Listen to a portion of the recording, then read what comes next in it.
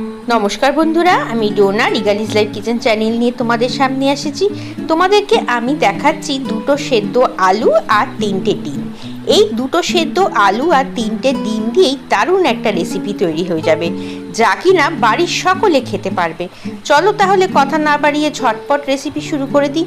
আর এই রেসিপিটা কিন্তু খুব কম খরচে এবং ঘরে থাকা সামান্য কিছু উপকরণ দিয়েই তৈরি হয়ে যায়।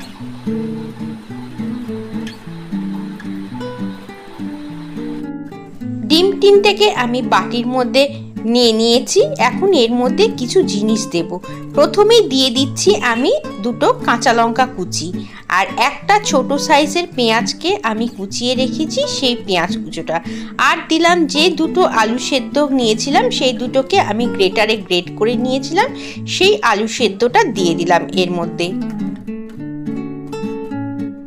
এখন এর মধ্যে দেব আমি স্বাদ মতো নুন আর দিয়ে দেব সামান্য পরিমাণে একটু হলুদ গুঁড়ো। এখন এই সমস্ত উপকরণ দিয়ে আমি আলুটাকে আর ডিমটাকে মেখে নেব। আর রঙের জন্য দিয়ে দিলাম সামান্য পরিমাণে একটু কাশ্মীরি লঙ্কা গুঁড়ো। আমি এখানে তিনটে ডিমের ব্যবহার করেছি। তোমাদের কাছে যদি দুটো ডিম থাকে, সেই দুটো ডিম আর একটা আলু সেদ্ধ দিয়ে এই সুন্দর রেসিপিটা তৈরি হয়ে যাবে। চলো এটাকে খুব ভালো করে হাত দিয়ে চটকে চটকে মেখে নিই।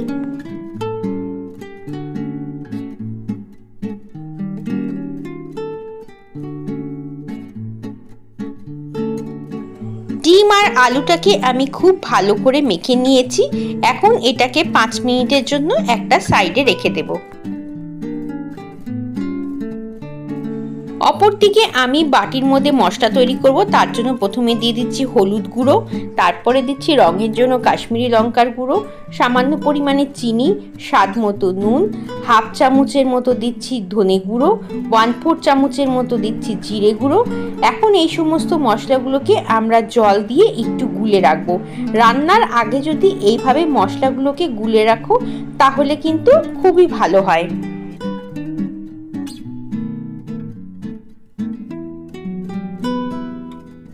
একটা ফ্রাই প্যানের মধ্যে তেল গরম করতে বসিয়ে দিয়েছিলাম। এবার হাতা দিয়ে দিয়ে এক হাতা করে ডিম আর আলুর মিশ্রণটাকে দিয়ে দিয়েছি তেলের মধ্যে। দেখো বেশ সুন্দর মালপোয়ার মতো করে কিন্তু আমরা এটাকে ভেজে নেব। আর এই বড়াগুলো শুধুমাত্র যে ঝোলেই ভালো লাগে তা নয়, ডাল ভাতের সাথে ভাজা হিসেবেও কিন্তু দুর্দান্ত লাগে। একটা সাইড মোটামুটি হয়ে গেলে তারপরে আমরা উল্টে দেব। আগেই আমরা উল্টোতে যাব না, অল্প অল্প করে তেল নিয়ে ওপরে আমি যেরকম করে ভাজছি ঠিক সেই রকম করে কিন্তু ভাজতে হবে। দেখো প্রায় আমাদের একটা সাইড হয়ে এসছে। ওপরটা যেহেতু কাঁচা রয়েছে সেই জন্য তেলটা আমি দিয়ে দিচ্ছি।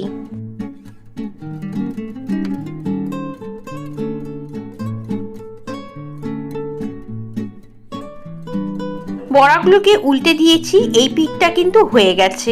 আমরা অপর পিঠটাকেও ঠিক এইভাবে করে ভেজে নেব।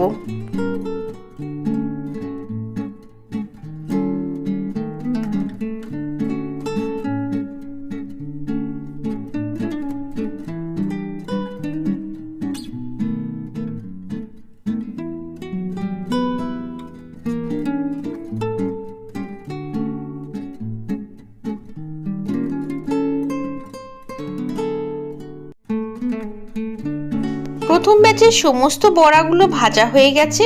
চলো এগুলো তেল থেকে তুলে ফেলি। দেখো বাকি তেলের মধ্যে এইভাবে করেই কিন্তু বাকি ডিমের বড়াগুলোকে ভেজে নেব।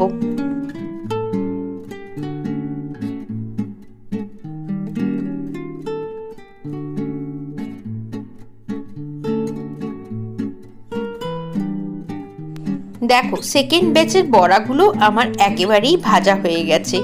কি দেখে লোভ লাগছে তো? তোমাদের তো প্রথমেই বললাম এগুলো কিন্তু ডাল ভাতের সাথেও বড়া হিসেবে ভীষণ ভালো লাগে। আর দেখবে বাড়িতে ছোট বা বড় সবাই যদি দেখে এই বড়া কিন্তু এমনি এমনিও উঠে যায়।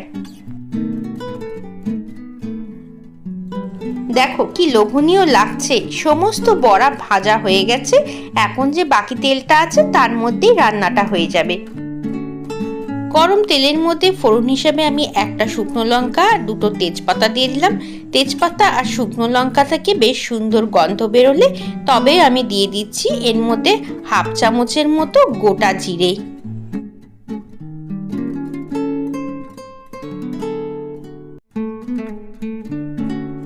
জিরেটাও ভাজা হয়ে গেছে। এখন আমি এর মধ্যে দেখো একটা পেঁয়াজ, রসুন, আদা আর কাঁচা লঙ্কা, শুকনো লঙ্কা পেস্ট করে রেখেছি, সেই পেস্টটাকে দিয়ে দিচ্ছি।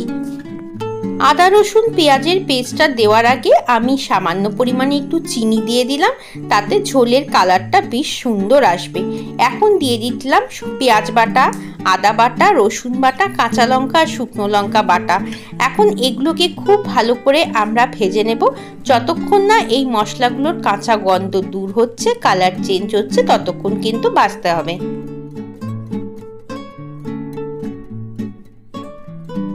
আদা রসুন পেঁয়াজ ভাজা হয়ে গেছে। বাটির মধ্যে যে মশলাগুলো গুলে রেখেছিলাম সেই মশলাগুলোকে দিয়ে দিলাম। সমস্ত মশলাই এর মধ্যে দেওয়া রয়েছে, আর আলাদা করে কোনো মশলা দেওয়ার দরকার নেই। এখন এটাকে আমরা অনেকক্ষণ সময় ধরে কষাবো।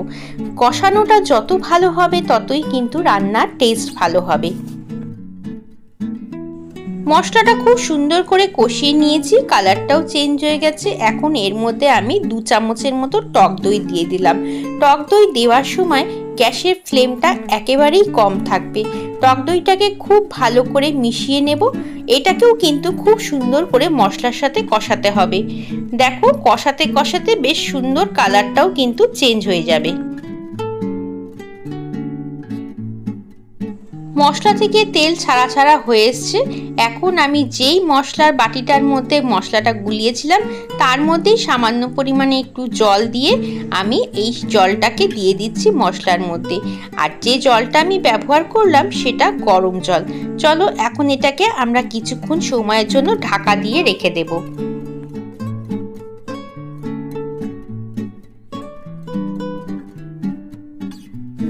5 মিনিট পর ঢাকাটা খুলে দিলাম।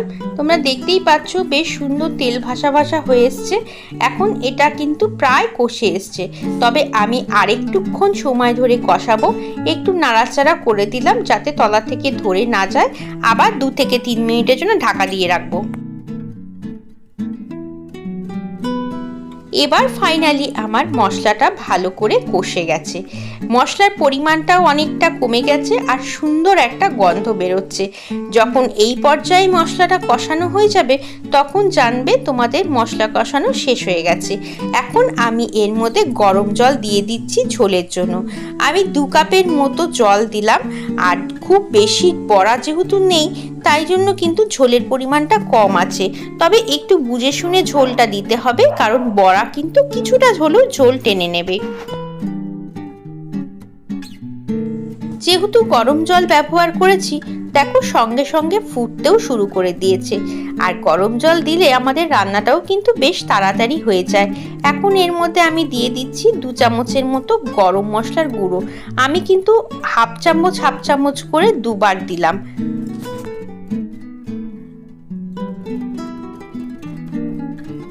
গরম মশলাটাকেও ঝোলের সাথে ভালো করে মিশিয়ে দিয়েছি।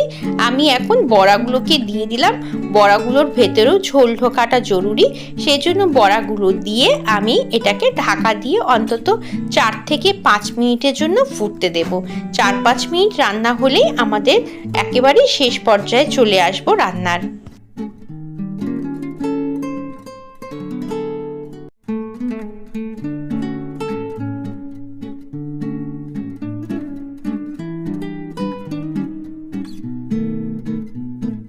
পাঁচ মিনিট পর ঢাকাটা খুলে দিচ্ছি।